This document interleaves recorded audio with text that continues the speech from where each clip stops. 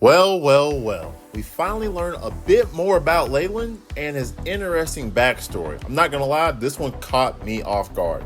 Up until now, we had no idea that the second smartest person in Team Lazarus would be a stuck-up, privileged, multi-billionaire. The way this backstory comes to fruition is they find a pill. Now you have to remember, earlier in the episode, we found that same pill. We stumbled upon it when Chris and Leland were looking through Dr. Skinner's house. And it seems it was overlooked. Or was it? Did Leland truly know what that pill was? I think he did, and we get a little bit more detail in episode 10.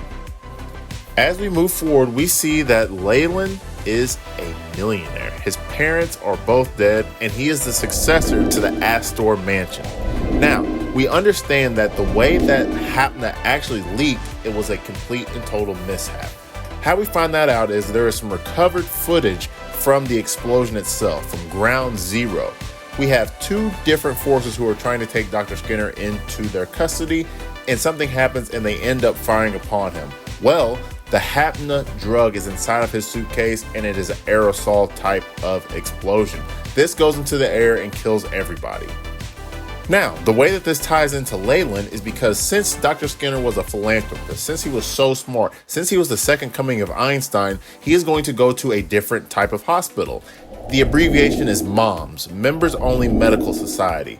And it just so happens the Aristocrat, the rich Astor family that Leland is the successor to, is going to be their key in that.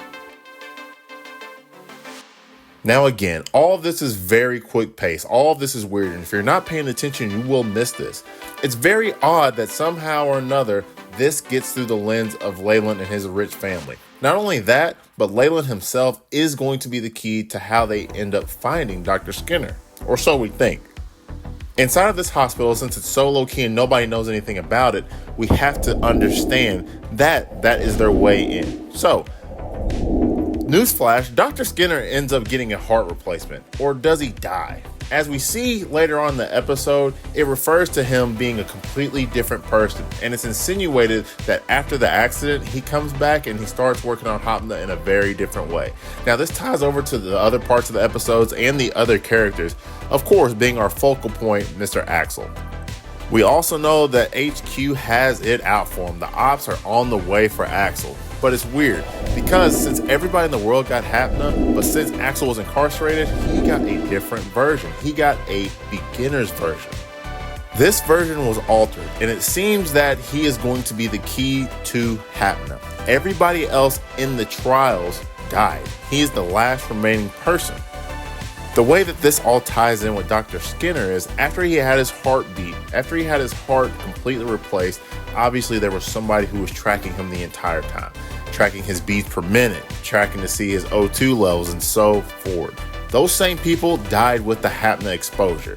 There's only one person that we can think about who may have the answers, who may want to see if he is still alive and to keep account with his heartbeats and the rest of his vitals. And who is that, you may ask? Our number one character, the Popcorn Wizard. That's right, the crazy Popcorn Wizard from earlier episode is going to be the person who's keeping track of Dr. Skinner's vitals.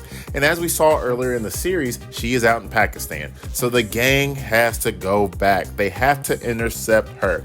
And they finally get to call upon their super genius.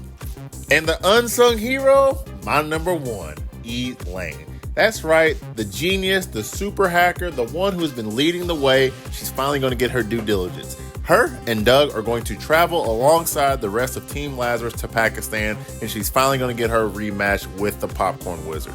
This is the way that you have to do it. This is the only person who is comparable to the Popcorn Wizard. Now, she's already 0 for 1, so they are going to fly in, and that is going to lead us into the last 3 episodes. Overall, this is the most roller coaster ride of a series that I've watched in a while.